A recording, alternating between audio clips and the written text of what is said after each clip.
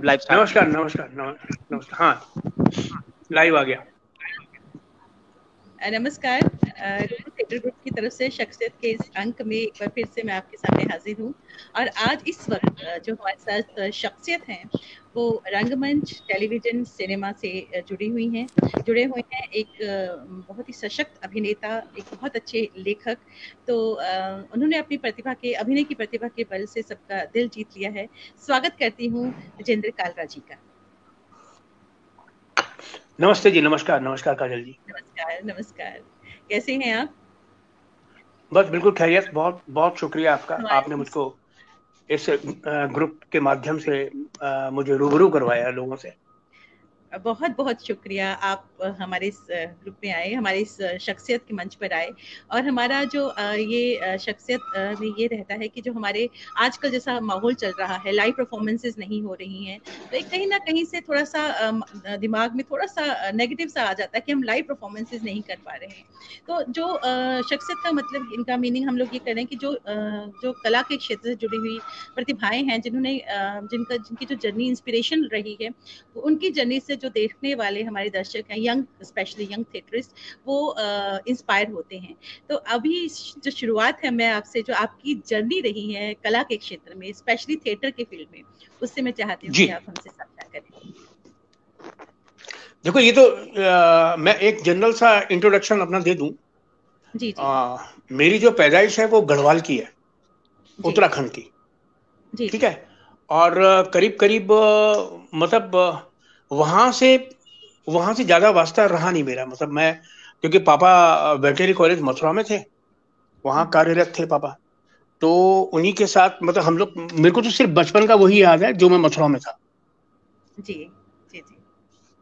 तो क्योंकि पिताजी वेटनरी कॉलेज में थे, तो उनकी भी तमन्ना ये थी कि मैं कैसे करके एक बार अपनी स्टडी पूरी कर लूं, ग्रेजुएशन कर लूं और उसके बाद डंगर डॉक्टर बन जाऊं। जी जी। तो वेटनरी डॉक्टर, पर ये हो नहीं जी जी। सका, है ना। और फाइनली थिएटर जो मैंने किया वो एक्चुअल में देखा जाए तो स्कूल के टाइम से मैं थोड़ा सा सिंगिंग विंगिंग, प्रार्थना में जाना, उसके बाद रेडियो आकाशवाणी पे जाना, वहां से जो एक्टिविटीज शुरू हुई, तो वो जो प्ले मैंने रेडियो के लिए की, तो वहां पर मतलब विमल दीदी बोलते थे उनको, विमल अरोड़ा जी, उन्होंने मुझसे कहा कि तू असला का पल्लू पकड़ ले। तो असला जी, असल उनको मैं माँ बोलता हूँ, असला नागर, वो रेडियो स्टेशन में थी, उनका एक ग्रुप था स्वास्थ्य ग्रुप। तो जी उन्होंने कहा कि बिल्कुल। तू स्टेज कर। तो मेरे को एबीसीडी भी नहीं पता थी, लेकिन जब पहली बार मैंने मंच पे कोई नाटक देखा, तो मैं एकदम अम्यूज, जिसे कहते हैं ना, कि मतलब ये है क्या, ये होता क्या है, ये मतलब ये लोग कौन है भाई। मतलब फिर मैं उनसे मिला तो पता लगा कि मतलब सब हम जैसे ही लोग हैं, सारे के सारे। तो डेफिनेटली मतलब कहीं ना कहीं मेरे दिमाग में, जब मंच से मैं इतना प्रभावित हो गया, तो सिनेमा मेरे को लगता था कि वो तिलस्मी नगरी है। हम्म। तो सिनेमा में काम करने के लिए जो लोग आते हैं वो बिल्कुल अलग ही कहीं से आते हैं, और ये बिल्कुल ही डिफरेंट टाइप के लोग होते होंगे, ये जो ये कम करते हैं। लेकिन जब आप बड़े होते हैं, धीरे धीरे करके आप जिस तरीके से परिपक्व होना शुरू होता है आपका जीवन, और आप इस तरह से थिएटर में इन्वॉल्व हो जाते हैं, फिर सब समय के साथ साथ इस बात का अंदाजा भी लगने लगता है कि हाँ, कहाँ पर क्या चीज रखी हुई है, कैसे है। तो वही जो रहा, उसी के दौरान फिर एक वर्कशॉप हुई। अनिल चौधरी भाई, जो कि मथुरा को बिलोंग करते थे, उन्होंने नेशनल स्कूल ऑफ ड्रामा से पास आउट थे। तो उनको, हर एक के लिए होता है कि आप अपने शहर में जाकर के, जहाँ रहने वाले हैं, वहाँ कुछ एक्टिविटीज कीजिए। तो वो आए और उन्होंने एक 2 महीने का वर्कशॉप लगाया। जी उस वर्कशॉप में मेरे को जब पता लगा, तो मैं भाग के गया, और मैंने, मेरी जो भी पॉकेट मनी थी, 25 रुपए, वो मैंने फीस दी, और मेरी रिसिप्ट काटी गई। तो वो रिसिप्ट जब मैंने देखी तो वो 1 नंबर थी।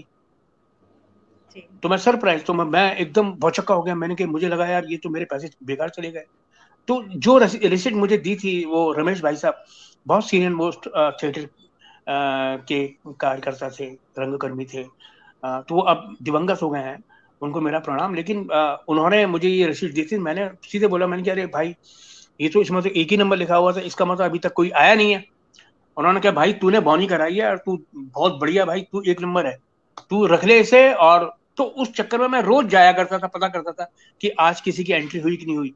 फिर धीरे धीरे करके करीब 1998 कैंडिडेट्स आए, वर्कशॉप हुई, गांधी जी की बकरी, सर्वेश्वर दयाल सक्सेना जी का प्ले वो तैयार किया गया। और मैं जो था उसमें एक गांव की भीड़ थी, उसमें एक युवा ग्रामीण एक करेक्टर था, एक किरदार था जो मैंने किया।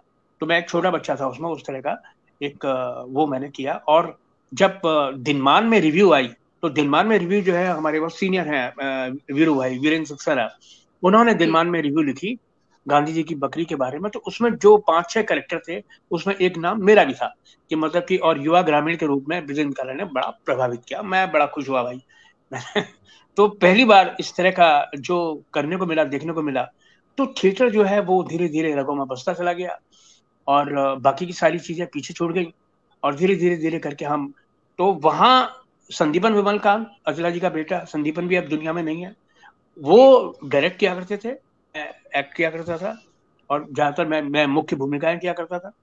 और बहुत बड़े बड़े अच्छे अच्छे प्लेस हम लोगों ने किए इस दौरान। करीब करीब 18-19 साल की मेरी सिर्फ और सिर्फ थिएटर की जर्नी है, जिसके बाद जाकर के मैंने कायदे से बंबई में कदम रखा। क्या बात। तो थिएटर के लिए जैसे कहते हैं कि जीवन जीने की जो आपकी कला होता है उसको बिल्कुल बदल देता है, आपको जीवन जीने का सलीका बताता है। तो आप क्या कहेंगे, जो यंग थिएटरिस्ट हमें देख रहे हैं उनके लिए आप क्या कहेंगे कि क्या क्या आपका जो अनुभव रहा है उसको देखते हुए क्या कहेंगे आप? थिएटर एक्चुअल में क्या है कि ये आपकी जीवन शैली बदल देता है। जी। जीवन शैली इस रूप में बदल देता है कि आप एक तो गंभीर हो जाते हैं, दूसरा आप में कॉन्फिडेंस आ जाता है, तीसरा आप चाहे किसी से भी बातचीत करें, चाहे परफॉर्म करें, आप दृढ़ शक्ति जो होती है आपकी वो बहुत ही परिपक्व हो जाती है, और आप बहुत कॉन्फिडेंस गेन करते हैं। और चौथा ये कि जो आवारागर्दी थी ना, जो मतलब हमारे मोहल्ले में और आसपास के जो लड़के हुआ करते थे, वो कहीं पान की दुकान में बैठे हुए लड़कियों को देख के सीटी मार रहे हैं, कोई कुछ कर रहा है, कोई कुछ कर रहा है, तो वो खत्म हो गई। हम तो रोज शाम को जाकर के थिएटर में चले आया करते थे, तो रोज कभी कुछ ना कुछ घटनाएं घटित होती थी, तो मेरी तरफ देख के बोलते थे इसको तो कुछ पता ही नहीं होगा, ये तो वहां रंगकर्मी है। तो मैंने कहा है, हाँ क्या हो गया, मैंने कहा। तो पता लगा कि किसी ने किसी की लड़की छेड़ दी, किसी के यहाँ चोरी हो गई, किसी के यहाँ कुछ हो गया। तो हमको कुछ आइडिया ही नहीं है, कुछ अता पता ही नहीं है इस बात का, क्योंकि हम थिएटर में मशगूल थे। हम मतलब अगर छुट्टियां हैं तो सुबह से दिन से लगे हुए हैं।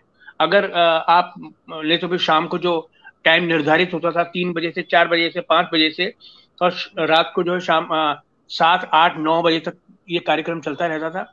और धीरे धीरे धीरे करके जो है घर भी घुसते थे, तो तब घुसते थे जब सब लोग सो जाते थे, तो चुपके से जाकर के खाना निकालना, गरम गरम करने की भी जरूरत नहीं है, चुपचाप खा लेते थे बस।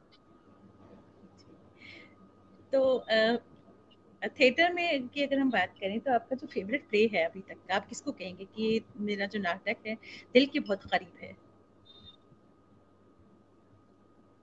मैं किसको क्या कहेंगे क्या क्या बोल रहे हैं है? कि आपका जो फेवरेट प्ले की अगर हम बात करें कि ये नाटक है जो थिएटर जो प्ले है ये मेरे दिल के बहुत करीब है, किसको कहेंगे आप? वो जैसे चरणदास चोर, हबीब तनवीर साहब का। हबीब साहब का चरणदास चोर एक्चुअल हम्म। में दिल के करीब एक तो इसलिए हो गया कि उसी दौरान मेरे फादर की डेथ हुई, हम्म। और मेरे को बाल कटवाने पड़े। जी तो जी। मैंने जब बाल कटवाए, छुट्टियां थी मेरी लंबी, तो वो हमने दिल्ली में शो किया उसका। तो मैं बिल्कुल चरणदास चोर ही लग रहा था एकदम। हाँ।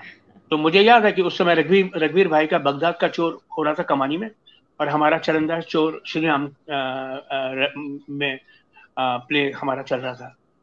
और श्याम सेन का। मैं मंडी हाउस, इधर क्या बोलते हैं एनएसडी के पास, वो जो चाय की दुकान है, वहां पर मैं जी खड़ा हुआ बिल्कुल। था, किसी का इंतजार कर रहा था।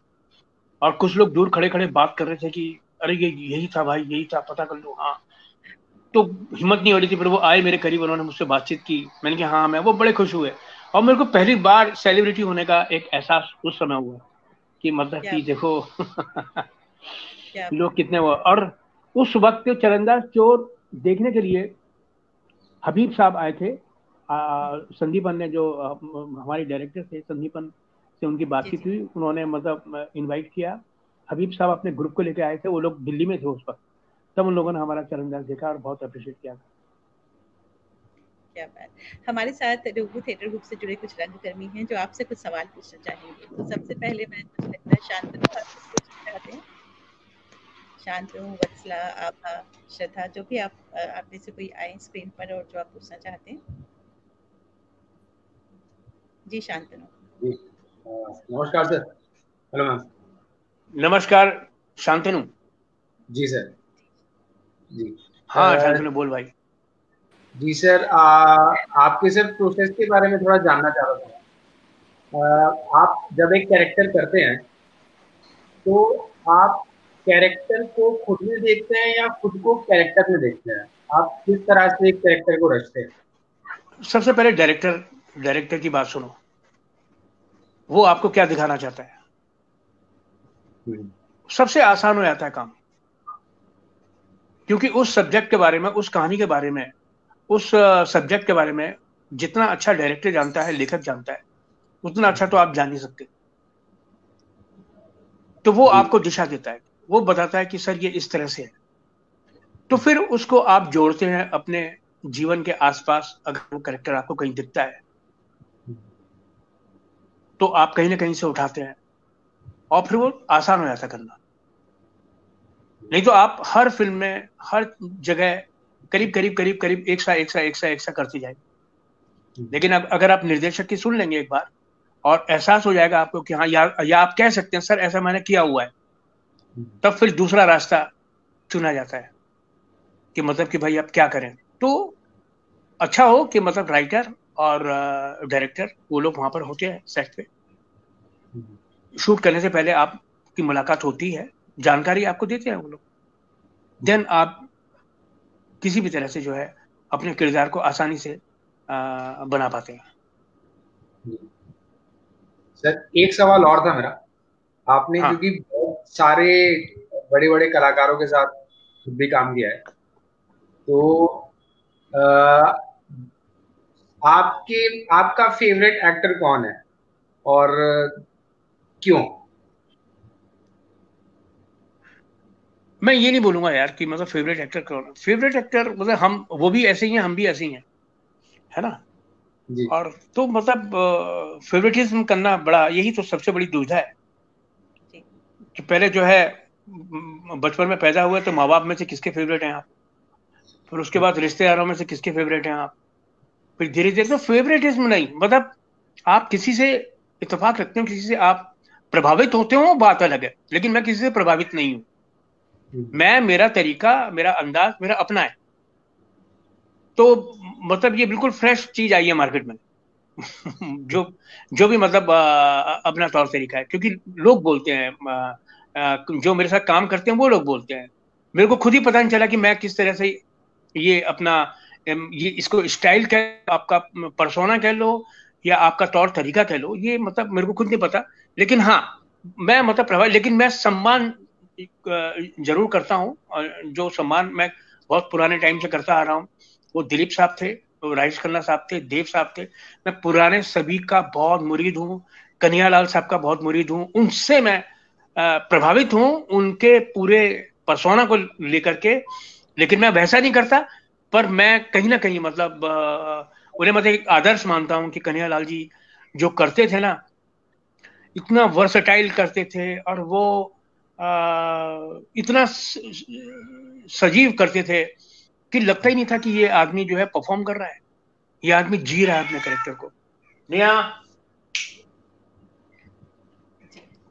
तो ये है मतलब ना। तो आप क्या करते हैं कि आप इज्जत करते हैं, आप सम्मान करते हैं लोगों का जो आपसे बड़े हैं, जो प्रतिभाशाली हैं, जिनको देख करके आप आगे बढ़ते हैं। वही मैंने किया अभी आज के टाइम पे। मतलब बच्चन साहब हैं और दूसरा वो जो जीवट वाले अनिल कपूर साहब हैं, मतलब जिनको देख तो आपको एनर्जी आती है ना।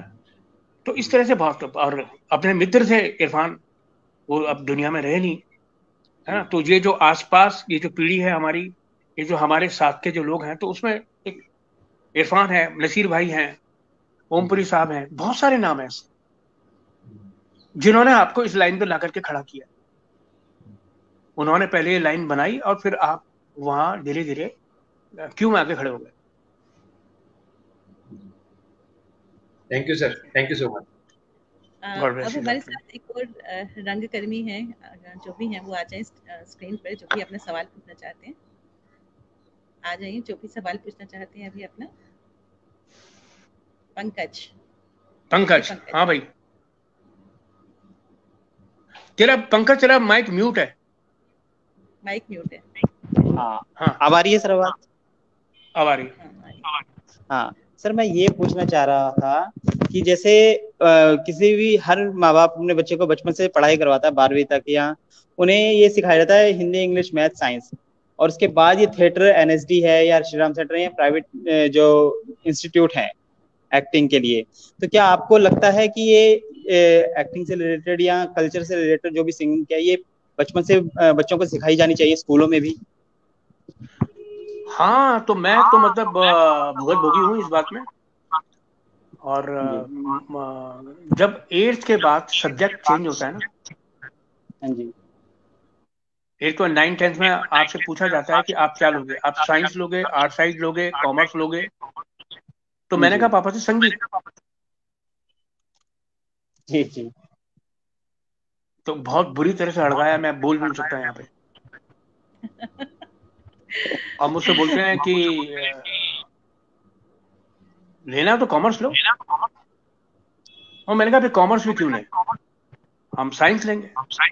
तो फिर मैंने बायोकेमिस्ट्री से ग्रेजुएशन की।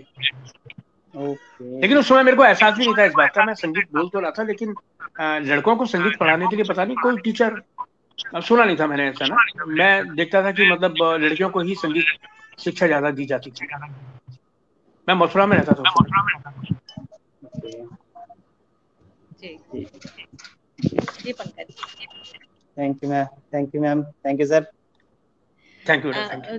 मैं ये चीज जानना चाहते हैं, जो भी अभी हम लोगों को देख रहे हैं, कि शिद्दत कितना जरूरी है कामयाबी के लिए। कोई भी परफॉर्मिंग आर्ट हो, उसमें शिद्दत कितनी जरूरी है, आप क्या कहेंगे? देखो, शिद्दत एक्चुअल में जरूरी है एहसास कराने के लिए ना। हो सकता है कि आपको कामयाबी बिना शिद्दत के ही मिल जाए। क्या ऐसा हो और सकता है कि कामयाबी बिना शिद्दत के? आई थिंक होंगे, मतलब मैं एग्जाम्पल कोट नहीं कर सकता, मैं वो बता नहीं सकता, लेकिन शिद्दत बहुत जरूरी है। क्योंकि ईमानदारी बहुत जरूरी है, शिद्दत बहुत जरूरी है। जब तक वो आपके दिलों की, लेकिन जैसे सुनने में आता है ना कि कभी कभी कि मतलब ऐसे ही गाय बगाए किसी को कोई इस तरह से एक ऑफर मिल गया है ना, फिर बोलते हैं कि ये इसकी किस्मत में लिखा था। उसके बाद हो सकता है उसने शिद्दत दिखाई। जब उनको ये काम मिल गया तब जाकर के उन्होंने शिद्दत दिखाई, और फिर वो कामयाब हो गए। लेकिन जब अचानक कुछ मिल गया तो उनको उम्मीद भी ना हो। देखो हम लोग, मैं हूं, चाहे अभी जितने भी न्यू कमर्स हैं जो भी इस फील्ड में आ रहे हैं, तो 2-3 चीजें होती हैं। एक तो क्या होता है, एक तो आकर्षण होता है। आप आकर्षित होते हैं कि नहीं, हमको तो एक्टिंग ही करनी है, हमको एक्टर ही बनना है। उनसे बोलो कि नहीं तेरा विजन बड़ा अच्छा है, तू डायरेक्टर बन जा। बोले नहीं नहीं नहीं, ये पर्दे के पीछे वाला काम है, मुझे डायरेक्टर नहीं बनना, मुझे तो एक्टर ही बनना है वो किसी और के लायक, कर वो कुछ और रहे। बहुत अच्छे राइटर हैं वो, बहुत अच्छा वो प्रोडक्शन, आपका कॉमर्स बहुत अच्छी जानते हैं, बहुत सारे अच्छे काम भी कर सकते हैं, लेकिन वो वहां नहीं जाएंगे। उनको एक्टिंग, उनको एक्टर आकर्षित करता है, और वो वहां चले जाते हैं, और उनको अचानक सफलता भी मिल जाती है। तो उनको उम्मीद भी नहीं होती कि मतलब कि मैं यहां तक पहुंच जाऊंगा। तब अगर वो उस काम को शिद्दत से ले लें, उनको उसको सलाम करें और आगे तक ले जाएं, बहुत अच्छी बात है। अदरवाइज वो बात वहीं खत्म हो जाती है। अगर आपके अंदर शिद्दत नहीं होती तो लंबा नहीं चलता मामला। तो शिद्दत तो पहली चीज है, पहली जरूरत है कि मतलब आप अगर, जैसे थिएटर के लिए कहते हैं कि रंग वही होता है जिसमें एक पागलपन होता है। थिएटर वही कर सकता है जिसमें जुनून होता है, पागलपन होता है। क्योंकि थिएटर सिर्फ आपको एक मानसिक जो पीस होता है थिएटर से वो मिलता है, इट्स वेरी डिवाइन। तो पागलपन बहुत जरूरी है। आप मानते हैं ना इस बात को? देखो मैं क्या है, क्योंकि हम अब कर चुके हैं थिएटर, तो अब हम सारी पोल खोल सकते हैं उन सब चीजों तो की। थिएटर कभी छूटता भी नहीं है। थिएटर तो कभी नहीं, नहीं वो छूटता वही तो, आपके अंदर से नहीं निकलता। हाँ, थिएटर इसीलिए तो मेरे को, मतलब मैं अभी काफी दूर हूँ थिएटर से। मैं काफी समय से थिएटर नहीं कर रहा हूँ, लेकिन मुझे पता है जिस दिन मैंने पकड़ लिया तो फिर बहुत मुश्किल हो जाएगी वापस लाना। ना, उससे उसको छुड़ाना बड़ा मुश्किल हो जाएगा, क्योंकि वो सबसे खतरनाक नशा है जी थिएटर का। तो जिस वक्त मैं इसमें इन्वॉल्व हुआ था तो मेरे पापा मतलब इतने दुखी हो गए थे। दुखी क्या मीन्स, उनको लगता था कि यार ये क्या करेगा। उन्होंने एक्चुअली मेरा ये आज का जीवन देखा ही नहीं। उन्होंने जब मैंने पहला कदम रखा था उसी के आसपास फिर उनकी डेथ हो गई थी। तो उनको इसी बात का डर था कि ये भविष्य कहाँ जाएगा इसका, ये करेगा तो करेगा क्या। और नेचुरली मतलब थिएटर में ऐसा कुछ था नहीं, और हिंदी थिएटर हमारे देश का सबसे पुअर थिएटर है। सही कह रहे हैं, बिल्कुल है ना, कुछ है ही नहीं उसमें कुछ। अभी जब हम उस समय जब थिएटर कर रहे थे तो हम फेस्टिवल्स किया करते थे। उस फेस्टिवल में हम कलेक्शन किया करते थे ना। तो मैं और संदीपन झोला लटकाए लटकाए जो है घूम रहे हैं इधर से उधर। तो जो न्यू कमर्स थे हमारे ग्रुप में, उनके पेरेंट्स अगर बाय द वे हमको मिल जाएं तो वो ऐसे घूर के देखते थे और हम 10 दफे उनके चरण स्पर्श किया करते थे, अंकल आंटी, ये सब चलता था। तो मेरे एक हमारे इसी ग्रुप का एक कहानी है छोटी सी, मतलब आशु करके एक हमारे थिएटर ग्रुप में थे, नए थे। उनके फादर प्रिंसिपल थे एक स्कूल के, चंपा अग्रवाल इंटर कॉलेज के। और मैं और संदीपन जा रहे थे अपना वो कलेक्शन थैला लटकाए हुए डैम्पियर रोड मथुरा में। पीछे से आवाज आती, अरे काला, अरे नागर। तो हमने पलट के देखा, अरे अंकल। अब हमने एक दूसरे की शक्ल देखी, लो यार आशु के पापा आ गए, आज तो खैरियत, आज तो पता नहीं क्या होता है, पता नहीं अब क्या बोलेंगे। और बिल्कुल अभी अपना शो भी है, अभी अपना फेस्टिवल भी स्टार्ट हो चल ही रहा है, शुरू होने वाला है, उसकी तैयारियां चल रही हैं। हम गए, हमने पैर पैर छुए कि हाँ अंकल प्रणाम। तो और भाई क्या हो रहा है, तो हमने कहा बस तैयारी हो रही है नाटक की। नहीं नहीं वो तो ठीक है, और फिर क्या करोगे अब आगे। तो हमने कहा जी नाटक करेंगे। नहीं नहीं वो तो ठीक है, लेकिन आगे करोगे क्या। तो हमने कहा अंकल नाटक करेंगे। फिर बोले कि अरे भाई खाओगे कैसे। तो हमने कहा जी हाँ, मैंने ये यही ऐसे करके। तो क्योंकि हम लोग बातचीत किया करते थे कि थोड़ा वृंदावन नाट्य गांव बसाएंगे। तो हमने कहा बुक कैसे खाओगे, हमने कहा नाट्य गांव बसाएंगे हम। बोले वो कौन बसाएगा, हमने सरकार। बोले कौन सी सरकार। बोले हमारी उत्तर प्रदेश की सरकार बसाएगी, हमारी बातचीत चल रही है उनसे। वृंदावन के पास जमीन लेंगे और वहां पर जो है नाट्य गांव बसेगा, और देश के जितने भी रंगकर्मी होंगे जहां जहां से आना चाहेंगे वो वहां पर रहेंगे, और बस फंड इकट्ठा करेंगे। और ये तो उनको ऐसी बात लगी, उन्होंने कहा ठीक है। रिक्शे वाले को बोला चलो भाई आगे। बट यहाँ ये मैं जरूर कहना चाहूंगी कि संदीपन जी का जाना एक बहुत बड़ा लॉस रहा है, बहुत ही डेडिकेटेड, बहुत बड़ा लॉस है उनका। बिल्कुल बिल्कुल, मतलब वो बिल्कुल वो निजी लॉस है हम लोगों का। एक अच्छा मार्गदर्शक, एक बहुत ही मतलब कमाल के थे वो। और उन्होंने जितना भी साथ रहा उनका, हमेशा से मतलब सभी के ऊपर उनका आशीर्वाद बना रहा। मतलब किसी से उनको कुछ वो कोई लालच नहीं, कोई बातचीत नहीं, कुछ नहीं इस तरह की। लेकिन वो इस तरह से जुड़े रहते थे हर एक के साथ, वो चाहे छोटा से छोटा हो चाहे बड़ा से बड़ा हो। बिल्कुल बिल्कुल, एक कमाल की विभूति रहे हैं संदीपन। बिल्कुल। वत्सला या आभा और जो रंगकर्मी हमारे साथ बैक स्टेज है, उनमें से जो भी सवाल पूछना चाहें। वत्सला जी, वत्सला। हाँ वत्सला। हाँ नमस्कार वत्सला। हाँ सर, इट्स अ प्लेजर आज आपसे बात करने का मौका मिला है। आप इतने वर्सेटाइल एक्टर हैं, thank you so much time देने के लिए। बहुत बहुत धन्यवाद। सर मेरा सवाल है, आपने जब बॉम्बे आप आए तो आपने आकर के एज अ स्क्रीन राइटर शुरुआत करी, एंड मतलब आपने काफ़ी आई थिंक सीरियल्स के लिए आपने डायलॉग राइटिंग भी करी, स्क्रीन प्लेज राइट करा एंड ऑल। एक उसका एक्सपीरियंस मैं जानना चाहूँगी आपसे। और दूसरा सर, आपकी मूवी आई थी रजत कपूर जी के साथ, उससे आपको एक बहुत एकदम से बहुत एप्रिसिएशन मिली थी उस रोल में। एक अंकल का रोल था आपका उसमें, आंखों देखी। हाँ जी, एक हाँ जी एक उस मूवी के बारे में आप बात करें तो। पहला तो ये कि जब मैं यहाँ आया था, बॉम्बे आया था, जब उस वक्त बॉम्बे था। और होता नहीं है कि मतलब मेरे को याद नहीं है कि मैंने कभी स्ट्रगल की, क्योंकि बहुत सारी चीजें थी। मतलब यहाँ आया तो माँ चला जी थी यहाँ पे, है ना। तो उनके पास रहता सिद्धार्थ छोटा, वो संदीपन से छोटे जो थे वो साथ में रहते थे। तो उनके पास वो सिद्धार्थ कुछ ना कुछ एक्टिंग उस समय कर ही रहे थे। लेकिन क्या होता है कि जब आप आते हैं तो आपको खुद नहीं पता होता कि आपको इस वक्त, क्योंकि वो एक बड़ी कठिन स्थिति थी हीरो चाहिए सुंदर चाहिए, हीरोइन चाहिए सुंदर चाहिए, विलेन चाहिए सुंदर चाहिए, बुरा भी सुंदर चाहिए, और कोई पर्सनैलिटी वाला ना, हमारी कोई पर्सनैलिटी थी नहीं, है ना।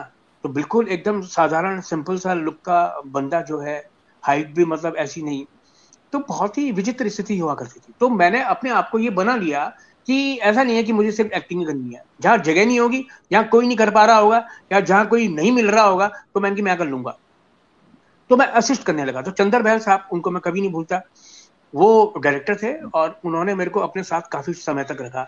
वो ही वॉज एडिटर ऑल्सो, और वो कमाल का, मतलब उनको पता रहता था मुझे क्या क्या शूट करना है।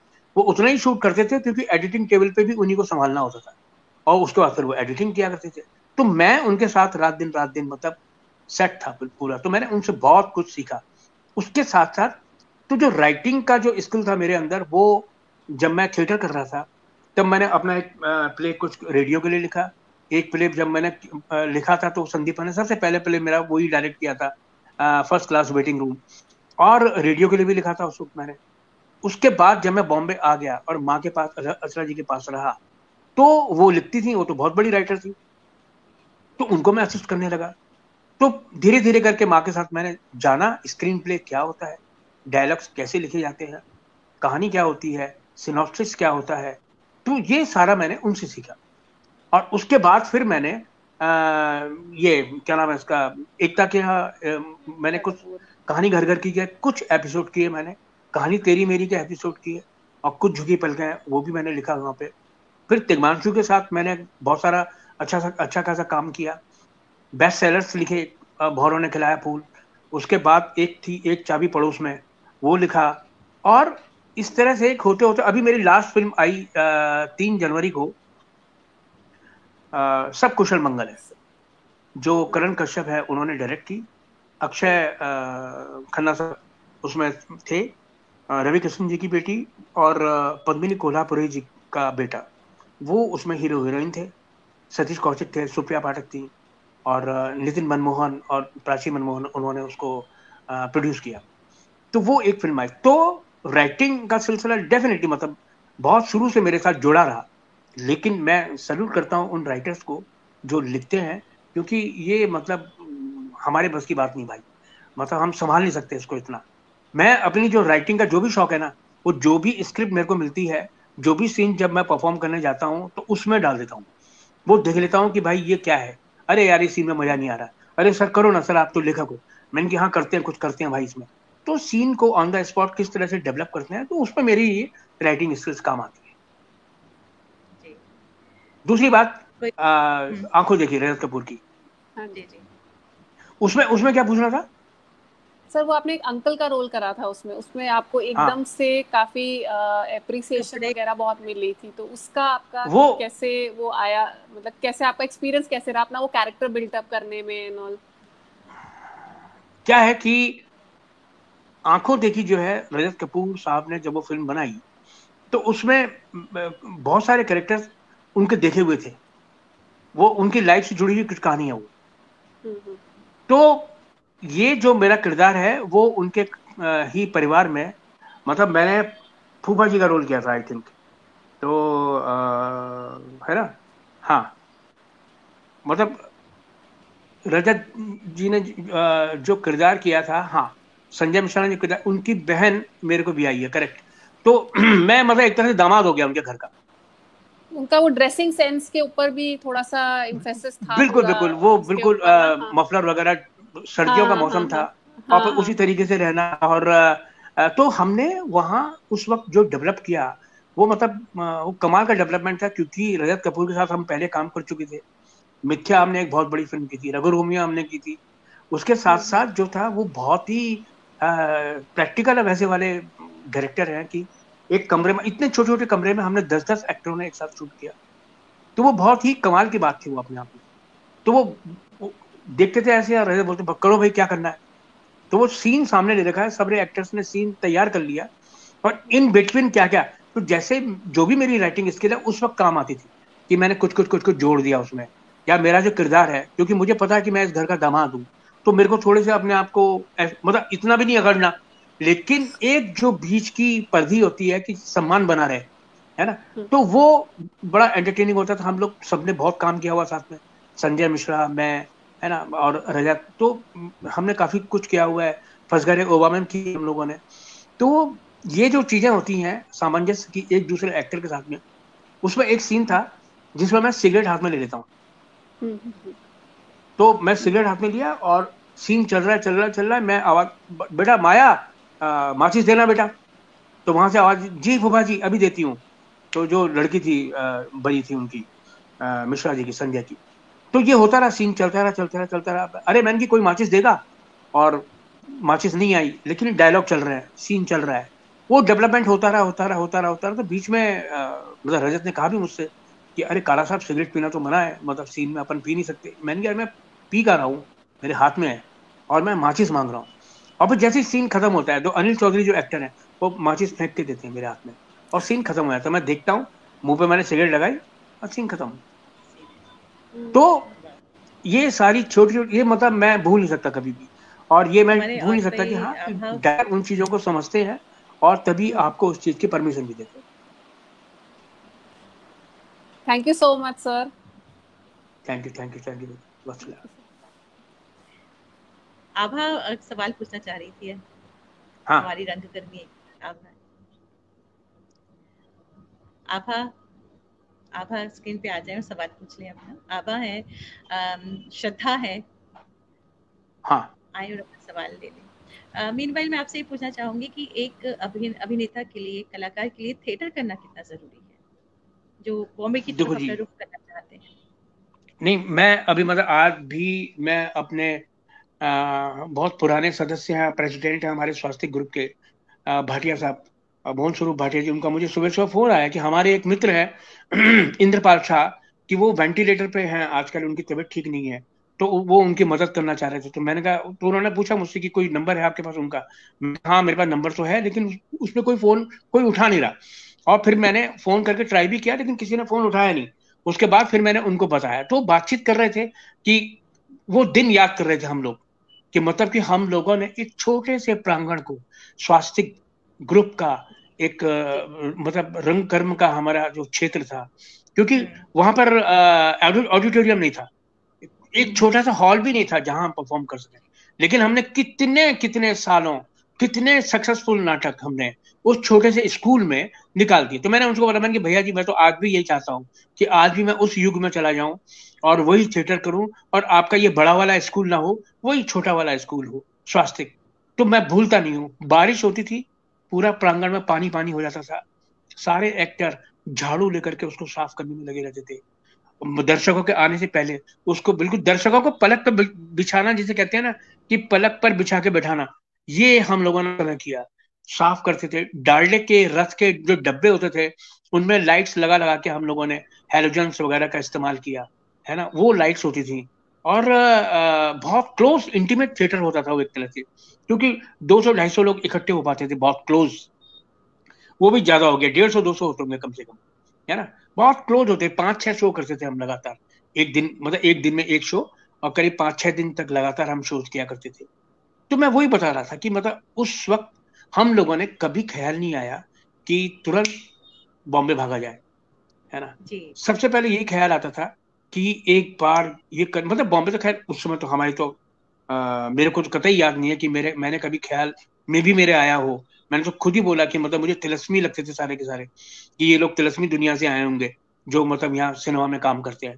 तो मैंने तो कभी सोचा भी नहीं था। लेकिन ये जो थिएटर हम करते थे लगातार इस तरह से, यही एक प्ले खत्म हुआ दूसरा प्ले, दूसरा खत्म हुआ तीसरा प्ले। यहाँ तो आज के बच्चे अगर 1-2 प्ले करेंगे भी तो उनके लिए बहुत भारी हो जाएगा, और वो तुरंत जो है कि कौन कौन सी ट्रेनें आती हैं बॉम्बे पे। बिल्कुल सही कह रहे हैं आप। आभा हमारी रंगकर्मी है रूबरू से, वो आपसे एक सवाल पूछना चाहेंगी। आभा, आभा, सॉरी श्रद्धा, श्रद्धा है, श्रद्धा, हाँ श्रद्धा लिखा हुआ है। गुड इवनिंग सर, माफ करना श्रद्धा। हाँ प्लीज ऐसे मत करिए। बहुत बहुत स्वागत है आपका हमारे इस शो पर। बहुत बहुत धन्यवाद, बहुत बहुत धन्यवाद। इस पूरे लॉकडाउन में बस एक अच्छी बात हुई है कि इतनी बड़ी शख्सियत से हम लोग को मिलने का मौका मिल रहा है। रूबरू के शो पे। अब ये मतलब बहुत ऐसी दुआ मत करना कि ये लॉकडाउन जारी रहे अंत तक। लाइव परफॉर्मेंस करने हैं, हमें थिएटर करना है भाई थिएटर हाँ करने थिएटर करना है, ये कहो कि हाँ कि ये अच्छी ये बात समय है ना जितना जल्दी देखो, निकले जितना जल्दी खत्म हो। हाँ जी सर बिल्कुल। एक क्वेश्चन था कि आपने 3 प्लेटफॉर्म पे काम किया, थिएटर में भी किया है और आपने मूवीज भी की हैं इतनी बड़ी बड़ी। अभी आपकी गुलाबों सिताबों मैंने देखी थी, इतने बड़े बड़े एक्टर्स के साथ में, और आपने छोटे पर्दे पे टीवी पे भी काम किया। क्या डिफरेंस आपको लगता है और क्या करने में आपको सबसे ज्यादा मजा आता है, थिएटर में या मूवीज में? भाई क्या है क्या कि जो हम जब हम थिएटर करते थे तो जो मंच था वो हम खुलेआम करते थे, जिसे कहते हैं ना कि दिल में बसा लिया, पूरे 1 महीने तक बढ़िया से रिहर्सल्स की और उसके बाद मंच पे उतरे। और कसम से बता रहा हूँ कि अगर खाने पीने का रोजगार का कायदे का व्यवस्था होती है तो मैं थिएटर कभी नहीं छोड़ता। इसी दौरान मैं एक छोटा सा किस्सा सुनाता हूँ। जी मैं मथुरा में रहता था, Mandi house national school of drama की जो रेपेटरी थी, मैं उसमें काम करना चाहता था। सुना था कि 15 से 20 हजार रुपये तनख्वाह होती थी, तो वो मतलब बहुत बड़ी बात थी किसी भी एक कलाकार के लिए। और तो मैं मथुरा में था, तो क्योंकि वहां पे लोकल एड्रेस चाहिए था तो मैंने एक लोकल एड्रेस वहां का दिया। वो भी मतलब संदीपन के मामा थे, उनके घर का मैंने एड्रेस दिया। तो फोन वोन का कुछ ज्यादा कनेक्टिविटी ऐसी थी नहीं। उन्होंने उनको इन्फॉर्म किया, उन्होंने मेरे को इन्फॉर्म किया, तब तक वक्त निकल गया और वहां पे सिलेक्शन हो गए। तो उसी दौरान सौरभ शुक्ला का भी सिलेक्शन हुआ था रेपेटरी में। मैं जब तक पहुंचा तो सब किस्सा खत्म हो चुका था। उसके बाद फिर मैंने सोचा कोई नहीं तो श्रीराम रेपेटरी में भर देता हूँ। फिर मैंने श्रीराम रेपेटरी के लिए तैयारी की। ये सब तब हुआ जब मैं बॉम्बे आके एक बार वापस जा चुका था। तब भी मैंने यही सोचा कि मैं थिएटर करूंगा, मुझे सिर्फ थिएटर ही करना है। और मैं गया क्या बोलते हैं ये श्रीराम की रेपेटरी के लिए ज्वाइन करने के लिए। तो वहां जो चल रहा था उस वक्त राजेश तिवारी थे वहां के इसके अपने ग्रुप के डायरेक्टर। तो जो भी मतलब कैंडिडेट्स आ रहे थे अपना अपना सुना रहे थे, मैंने भी अपना सुनाया। तो मुझे लगता है तब तक हो चुका था, उनको जितने चाहिए थे वो पूरे हो चुके थे और मैं आखिरी 2-4 लोगों में था जिनको सिर्फ वो फॉर्मेलिटी में सुन रहे थे। मुझे एहसास हो रहा था उस बात का और मेरा सिलेक्शन नहीं हुआ। मैं बाहर निकल के आ गया। बाहर निकल गया, हल्की हल्की रिमझिम रिमझिम बारिश हो रही थी। तो श्रीराम की सीढ़ियां है ना नीचे उतरने वाली, वहां पे मैंने एक पैर ऊपर रखा, एक पैर नीचे रखा, मद्रासी स्टाइल में मैंने लुक दिया एक श्रीराम सेंटर को और मैंने कहा अब अपन बॉम्बे जाएगा। बहुत ही इंटरेस्टिंग। समझे? ये किस्सा मैंने एक बार आज तक पे एक प्रोग्राम के लिए मैंने किया था, रिकॉर्ड करवाया था। और एक जर्नी थी पूरी, मतलब श्रीराम से लेकर के और नेशनल स्कूल ऑफ ड्रामा की वहां तक। तो पता नहीं आया कि नहीं आया, लेकिन एक मैंने दिया था प्रोग्राम इस तरह का वहां पे। तब मैंने डिसाइड किया कि भाई अब मैं बॉम्बे जाऊंगा। जैसे मैंने यहाँ पर भी इस शहर में जब मैंने अपनी पहली कार ली, वो अपनी पहली कार मैंने कब ली, किस लिए ली? बिकॉज ऑफ ऑटो वाले तंग करते थे यार। मतलब कहीं भी जाने को, शूटिंग पे जाना है, देर से पहुंच रहे हैं आप, मैं कह रहा हूँ चल दे यार, कहीं समय वहां नहीं जाऊंगा, नहीं मैं इधर नहीं जाऊंगा, ऐसे नहीं जाऊंगा, वैसे नहीं जाऊंगा, ऐसे होते। फिर मैंने अपनी वाइफ मुल्ता को उसमें ऑटो में बैठ के मैंने फोन किया, मैंने सुनो हाँ मैं कल ही गाड़ी बुक कर रहा हूँ। बोले तुम्हारा दिमाग ठीक है, तुम्हें क्या हो गया अचानक, तुम्हें ये हो गया? मैंने कि बस कुछ भी हो गया है। मैंने कि ये लोग बहुत परेशान करते हैं भाई, अब मैं गाड़ी लूंगा। तो मैंने इस वजह से गाड़ी ली। तो क्या होती है, हर चीज के पीछे एक वजह होती है। तो ऐसा नहीं था, मेरा पहला शौक और दिल के अंदर का जो है वो किसी न किसी तरह से थिएटर था। लेकिन डेफिनेटली मतलब आज की तारीख में सिर्फ सिनेमा है। मैं सिर्फ सिनेमा करना चाहूंगा, वो भी बड़े स्क्रीन वाला। ये ओटीटी पीटीटी तो मतलब इसलिए हो गया है भाई कि मजबूरी का नाम महात्मा गांधी, वैसी वाली सिचुएशन है। और ओटीटी के प्लेटफॉर्म के लिए जो भी चीजें अब धीरे धीरे करके बनेंगी, तो उनकी क्या है कि उनकी तैयारी उसी के हिसाब से होगी। बिल्कुल सही। तो कोई पिक्चर रिलीज नहीं हो रही है तो इसलिए ओटीटी पे आ जा रही है। बिल्कुल सही कह रहे हैं। लेकिन जो मतलब लाइव परफॉर्मेंस देखने का है वो ऐसा डिजिटल पे कहाँ, जो हॉल पे जाके मूवी देखने का मजा है वो ऐसा कहाँ। आभा डेफिनेटली आभा हमारी रूबरू की रंग कर्मी सबसे छोटी रंग। सर आपका बहुत बहुत स्वागत है। आपके बहुत सारे फैंस हैं जो कंटिन्यूअसली कमेंट कर रहे हैं, आपसे बहुत सारी चीजें पूछने के लिए उत्सुक है। तो अब मैं एक एक करके बस उनके क्वेश्चंस आपसे पूछूंगी।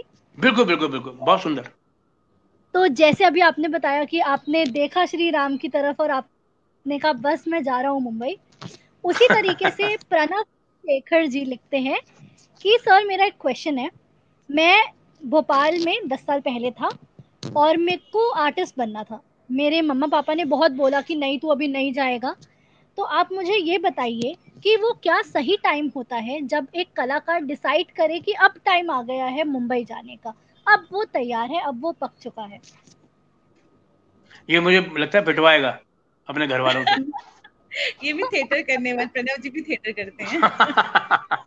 मैं हम भाई थिएटर वाले बहुत बदनाम होते हैं इस मामले में, क्योंकि परिवार जो है ना, माता पिता, उनका उनकी पहली तमन्ना यही होती है कि मेरा बच्चा जो है वो सरकारी नौकर बन जाए कैसे भी करके।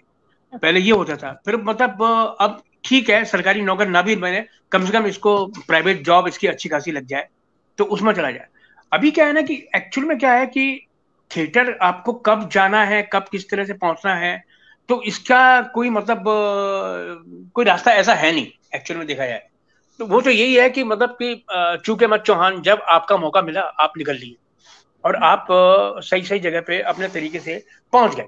लेकिन ऐसा नहीं कि 10 साल तुमने काम कर लिया, 10 साल तुमने थिएटर किया, बहुत अच्छी बात है। ये तो मतलब बहुत ही आपने कमाल किया है कि मतलब इतना आपने इंतजार किया है ना। और अब मैं ये भी नहीं कह सकता कि कान लेके आ तेरे कान में कहूं कि निकल ले पतली गली से सुबह वाली ट्रेन से, है ना। तो ये भी पॉसिबल नहीं है, लेकिन बहुत अच्छी बात है क्योंकि सबसे पहले क्या है, आपको अपनी अर्थव्यवस्था सुदृढ़ करनी होगी। आपके पास कम से कम इतने पैसे तो होने चाहिए कि मतलब आप एक रेंट पे, पीजी के तौर पे या किसी भी तौर पे इस शहर में रह सकें, और उसके बाद जो ऑफिस है या जो लोगों से संपर्क है वहां तक आप कुछ भी नहीं कर पाते हैं। दूसरी बात, उन लोगों से बचें जो बोलते हैं कि आप इतने पैसे दो तो मैं आपको काम दिलाता हूं। नहीं, काम करने के पैसे मिलते हैं, काम दिलाने के पैसे नहीं होते। आप जब भी काम करोगे तो आपको उल्टे पैसे मिलेंगे और पैसे मिलने चाहिए ना। तो इन सब उनसे एक शॉर्टकट लिया कि फलाना बोल रहा है कि इतने पैसे दे दे भाई, मैं तेरे को काम दिलवा दूंगा वहां पर, ये ऐसे बहुत किस्से आते हैं। तो इनसे बचो और कोशिश करो कि मतलब कि जब भी सही लगे, अब सही क्या हो वो तो तुम ही ज्यादा सही समझ सकते हो कि वो मौका कब होगा, कैसा होगा। कल को पेरेंट्स ये रिकॉर्डिंग दिखे तो कम से कम ये ना कहें कि मैंने बलगरा दिया, है ना। तो सीधी सी बात ये है कि जब भी सही मौका मिला, सही मौका मीन्स आपके शहर में भी शूटिंगें होती होंगी, लोग आते होंगे, वहां आप काम करते होंगे, है ना। अगर बाय द वे ऐसा कभी कुछ किया है तो उस बात से एहसास हो जाएगा कि हाँ इसके बाद आपके कितने रास्ते खुले हैं। या कोई अगर इस तरह का बंदा मिलता है, पता लगता है, जो आपका नंबर लेके रखता है, कम से कम आपके शहर में अगर शूट हो तो आपको कभी काम मिल सके। एक्चुअल में किसी भी चीज की गारंटी नहीं होती। हम मेरे पास बहुत सारे मेरे मोबाइल में नंबर हैं, बहुत सारे आर्टिस्टों के नंबर हैं, सबने बोल रखा है कि सर कभी चांस, मैं बोलता हूँ बिल्कुल कभी चांस होगा पक्का बताऊंगा। लेकिन होता क्या है कि जब मेरे लिए कॉल आ जाती है, मैं वहां चला जाता हूँ, शूटिंग चलती रहती है, फिर इधर उधर देख के पता लगता है कि वो बोलते हैं कि अरे इसके लिए, ये किरदार के लिए, ये वाला कैरेक्टर के लिए यार किसी को कास्टिंग करना है। तब पता लगता है कि हाँ इनको अभी जरूरत है। तब ऐसे मौके पे अगर हम बोल देते हैं तो बात समझ में आती है, अदरवाइज शुरू से नहीं हो पाता। क्योंकि मैं कई बार बोल चुका हूं कि जो कास्टिंग्स भी होती हैं वो प्रोड्यूसर, डायरेक्टर और कास्टिंग डायरेक्टर, ये तीनों लोग करते हैं। प्रोड्यूसर और डायरेक्टर मेन कास्टिंग कर लेते हैं, उसके बाद सेकेंडरी भी वही लोग कर लेते हैं। मतलब हम लोगों की कास्टिंग भी मैक्सिमम डायरेक्टर कर लेता है, या कभी कभी होता है तो कास्टिंग डायरेक्टर बुलाता है कि सर वो आपको पूछ रहे थे, वो कह रहे हैं कि सर ये इतना लंबा कैरेक्टर है कि इतना छोटा कैरेक्टर है कि इतने दिन लगेंगे इसमें, आर यू रेडी और नॉट। तो तब जाकर के बात बनती है। जी सर, विनीता ठाकुर जी भी हमारे साथ जुड़ी हुई हैं। वो पूछ रही हैं कि आपने वैरायटीज ऑफ रोल किए हैं, हर किरदार बखूबी निभाया है, कोई ऐसा रोल जो आपको डिफिकल्ट लगता हो पोर्ट्रे करने में?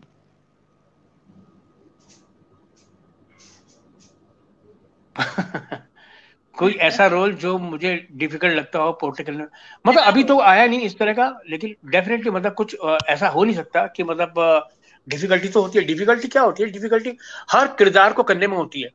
जब आप पूरी पिक्चर में उसको लगातार निभाते हैं, और कभी कभी देखते होंगे कि लोग मिस कर जाते हैं कि जिस तरह से उन्होंने शुरुआत की थी वो पूरी पिक्चर में करते करते करते करते करते करते तो वो ही संभालना बहुत मुश्किल है ऐसे में। लेकिन अभी मतलब इस तरह का किरदार अभी अभी तो बहुत काम बाकी है। अभी मैंने इतना कुछ किया ही कहा है ना, तो अभी आएंगे तो मुझे लगता है कि वो डिफिकल्ट कैरेक्टर भी कमाल का किया आपने, जो किया है कमाल का किया। नहीं, वो कमाल का किया है, लेकिन होता क्या है ना कि मैंने बिल्कुल छोटे छोटे किरदारों से शुरुआत की, 1 सीन 1.5 सीन 2 सीन, उसके बाद फिर धीरे धीरे करके आगे बढ़ा। इसीलिए मैं हर एक से बोलता हूँ कि मतलब जितना भी सीन मिले काम करने के लिए उसको उतनी ही शिद्दत और वही ईमानदारी के साथ करो, जिससे कि उसको देख के आपको मतलब काम से काम मिले। बिल्कुल, और कोई रोल छोटा या बड़ा नहीं होता, जैसे कहते हैं ना, रोल देखो, रोल डेफिनेटली छोटा बड़ा होता है जो भी है, लेकिन वो रोल होता है, उसकी जगह ही उतनी थी उसमें, वो किरदार ही इतना था, उसको आप बढ़ा ही नहीं सकते ना। उसको आप बढ़ाएंगे तो फिर सारे किरदार बोलेंगे मुझको भी बढ़ाओ, मुझको भी बढ़ाओ, मुझको भी बढ़ाओ, तो फिर पिक्चर अभी किसी के हाँ। सर हमारे साथ आपके बहुत सारे चाहने वाले जुड़े हुए हैं, विनीता ठाकुर जी, अमरजीत जी, हुसैन सईद, रश्मि धर, मंजू वजीर जी, सोनाली डोगरा जी, मिहिका जोशी जी, सरला मेहता, भरत सिंह, जयदीप सिंह, सुचित्रा गुप्ता जी, राजीव गिरधर जी, रोहित मरोटिया। सर तो आपके लिए मंजू वजीर जी कह रही है, हाँ जी कह रही है कि सर वो सबको मेरा नमस्कार, सबको मेरा प्यार देना जी। मंजू वजीर जी कह रही है सर वो चाय की दुकान अभी भी याद है, वहाँ कथक केंद्र और एनएसजी स्टूडेंट्स के कलाकार की चहल पहल रहती है। ये कथक से बहुत बड़ी कथक की कलाकार हैं। मैं आपसे जानना चाहूंगी विजेंद्र जी, जैसे यंग जनरेशन जो हमें यंग थिएटर्स देख रही हैं उनके लिए मैं आपसे पूछना चाहूंगी, जैसे आजकल लाइव परफॉर्मेंसेस नहीं हो रही, चलते चलते आपसे ये सवाल पूछना चाह रही हूँ कि लाइव परफॉर्मेंसेस नहीं हो रही, थोड़ी मायूसी आ गई है, स्पेशली जो यंग थिएटरिस्ट हैं, तो किस तरह से अपनी पॉजिटिव एनर्जी को बनाए रखें, वो क्या कहेंगे आप इसके लिए? देखो क्या, मैं वही है ना, हम भी तो कुछ नहीं कर रहे हैं। मैं मतलब पिछले मार्च से, मैं मार्च अप्रैल मई जून मैंने अपनी वाइफ को बोल दिया था कि मैं घर में हूं ही नहीं। समझ लो कि ये आदमी बाहर चला गया है, ये आएगा बॉर्डर से कभी लौट के आएगा, तो मैं आऊंगा तो शायद जुलाई में आऊंगा, ऐसा कुछ होगा। लेकिन कोरोना ने मेरे को घर बैठा दिया। मार्च अप्रैल मई जून जुलाई में घर पे ही हूं लगातार। तो अब जो कलाकार, ठीक है, संवेदनशील हर कोई होता है। अभी आप देख रहे हैं ना कि कैसी कैसी घटनाएं हो रही हैं, लोग सुसाइड कर दे रहे हैं, कोई कुछ कर दे रहा है, तो ये बहुत दुखद है। लेकिन अगर हम कलाकार हैं तो हमको कम से कम इतना तो करना पड़ेगा कि लोग, हम क्या है ना, हम लोग आदर्श माने आते हैं आम लोगों के, हैं अपने फैंस के, अपने चाहने वालों के। लोग हमको देख करके मतलब बड़ी उम्मीदों से आगे बढ़ने की सीख लेते हैं, है ना, हम सीख लेते हैं। तो हमको ये बताना चाहिए कि मतलब कि आप अपने आप को कैसे सुदृढ़ तरीके से अपने घर में रहें, अपने प्यार से रहें, एंटरटेन करें। आपने जीवन में जो नहीं किया है, मतलब अभी आपको फुर्सत मिलती होगी कि आप टीवी बड़े आराम से देख सकते हैं, तो उसमें वो कार्यक्रम देखें। अभी तो यूट्यूब में हर कुछ मिलता है देखने को, है ना। जो डांसर्स हैं वो अपने प्रोग्राम्स, अपने ही प्रोग्राम को देखें, उनमें से ही कुछ कुछ निकालें कि हाँ कहाँ पे क्या क्या मिस्टेक्स हैं, कि हम उसमें और क्या कर सकते थे। हाँ, और इसी तरह से मैंने इतनी सारी वेब सीरीज देखी इस दौरान, जो कि मेरे को देखने के लिए कतई टाइम नहीं था, लेकिन अभी देखी, मैंने डाउनलोड किया। इस चक्कर में मैंने गुलाबो सिताबो आ रही थी तो मैंने Amazon डाउनलोड किया, मैंने नेटफ्लिक्स डाउनलोड किया, मैंने ZEE5 डाउनलोड किया। तो इतनी सारी पिक्चरें, इतने सारे सीरीज, आपके पास वक्त ही नहीं है। अभी तो समझ ही नहीं आता अब कब सो रहे हो कब जाग रहे हो, तो सारा समय जो है तितर बितर हो चुका है ना। लेकिन जिस दिन हम काम करने, अभी मैंने बड़ौदा में शूटिंग की एक फिल्म की, और मैं वहां, तो नेचुरली मतलब एक ऐसा भी लगा कि अब मैं पहली बार काम कर रहा हूँ, है ना। तो खुशी भी थी, एक आनंद भी था, एक उसकी भी अनुभूति थी, साथ के साथ ये भी था कि नहीं अब समय आ रहा है, अब तो खत्म ही हो गया ना, अब तो धीरे धीरे देखो सब कुछ तो खोल ही दिया है। लेकिन क्या है कि एक पीक चल रहा है इस वक्त जितने केसेस आ रहे हैं वो मतलब डरा देने वाले केसेस हैं। लेकिन उसके साथ साथ ये भी कहा जा रहा है कि कोरोना जो है कमजोर पड़ गया है, क्योंकि वो इतने सारे लोगों में फैल गया है, इस तरह से हो गया है। तो वीकनेस, हमारी इम्यून पावर बहुत सॉलिड है, इंडियंस की इम्यूनिटी पावर बहुत सॉलिड है, वो इसलिए थैंक्स टू हमारी गंदगी, है ना। तो जो भी मतलब हमारा जो खाना पीना है, जो भी कल्चर है, जो भी सिस्टम है, तो हमारे यहाँ मलेरिया जा चुका है, जाने फ्लू जा चुका है, क्या क्या क्या क्या चीजें हुई हैं, है ना। तो अभी क्या है कि हमारे यहाँ हर कोई बिस्लरी नहीं पीता, और जो आम समाज है हमारा, तो वो डेफिनेटली मतलब जो जो भी पानी पीता है उसमें जितना भी प्रोटीन जो भी आते हैं, वो शरीर को बलवान रखता है अपने ना, उसमें इम्यून पावर सॉलिड है। तो इसलिए हमारे यहाँ हमको पता ही नहीं है, हमारे आसपास के कितने लोगों को हो चुका है, ठीक भी हो गए वो लोग, और उनको इस बात का एहसास भी नहीं हुआ। ऐसे बहुत सारे लोग हैं। बिल्कुल हैं, बिल्कुल हैं। तो आप यहाँ पे आए, स्टूडियो हमारे यहाँ इस मंच पर आए, और आपने इतनी इंस्पिरेशनल जर्नी शेयर की हम सबसे। आपका मैं तहे दिल से शुक्रिया कहती हूँ, बहुत बहुत प्लीज बहुत बहुत शुक्रिया काजल जी। मतलब मौका बहुत दिनों से चल रहा था, लेकिन क्या बोलते हैं, मैं थोड़ा एकदम अचानक ही क्या बोलते हैं ऐसे ऐसे इंसिडेंट्स हो गई कि मुझे जाना पड़ा। अभी भी मेरी वाइफ मोदिता जो है वो हल्द्वानी में है, मेरी डॉटर यहाँ पे घर पे अकेली है, तो इसको छोड़ के मैं भी काम पे चला जाता हूँ, तो सारे फ्रंट संभालने होते हैं आपको। तो अभी दूसरा क्या है कि वाईफाई का कनेक्शन हर जगह नहीं है हमारे लिए, है ना, क्योंकि ये तो घर पे ही है, तो हम यही कर सकते हैं, और कहीं अगर अवेलेबल है तो बहुत अच्छी बात है। तो ये एक मौका मिला, आज का दिन मुकर्रर किया था ऊबर वाले ने। बहुत बहुत शुक्रिया, बहुत मजा आया, बहुत बहुत शुक्रिया, बहुत बहुत धन्यवाद, और बिल्कुल सबको मेरा बहुत बहुत आशीर्वाद, नमस्कार, प्यार और प्रणाम। Bye, take care.